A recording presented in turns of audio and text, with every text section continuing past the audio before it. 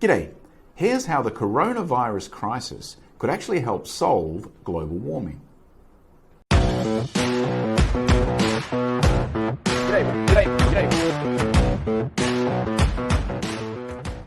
I think most people would agree that global warming is a real thing and a real problem. The challenge is that up until now, we haven't really had the collective global will to address it, at least not in a meaningful way. But I heard an interesting discussion this week around how the coronavirus might actually provide the impetus to be able to do that. And I think it's not the short-term fix that many people would think, which is during lockdown, global emissions were reduced, therefore global warming is going to get better. Because that's a short-term solution, right? We're not going to stay on lockdown forever.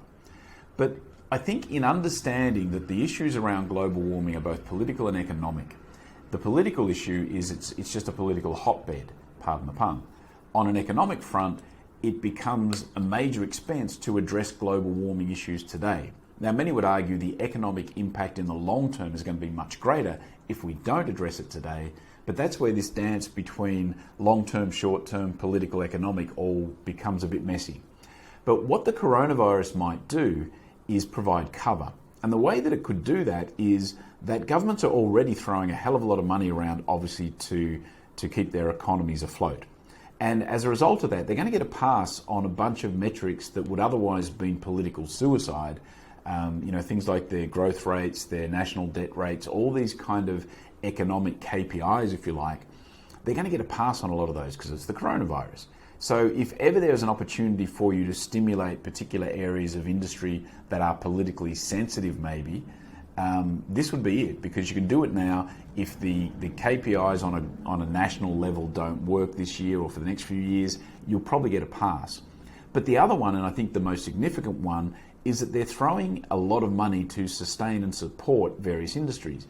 Right now, they have the opportunity to throw money to support industries like those eco-friendly industries, those sustainable industries, as opposed to the petrochemical industries and the other ones that have kind of got us in this global warming situation. Now, it would have been hard for them to do that under normal circumstances because these other industries are well established, and so it's a much easier argument to say we've got to keep them floating. Right now, everything needs help. And so governments now have an opportunity to maybe push a bit more incentive towards the eco-friendly world and the sustainable world of industries, as opposed to the environmental destruction side of things, if you like. So it could actually become, I think maybe the third thing there is that we're much more aware of the fragility of the world in which we live right now. And so I think the political will of the people is going to be maybe a lot more supportive of government spending money to support and sustain eco-friendly, sustainable businesses, as opposed to the other side of the equation.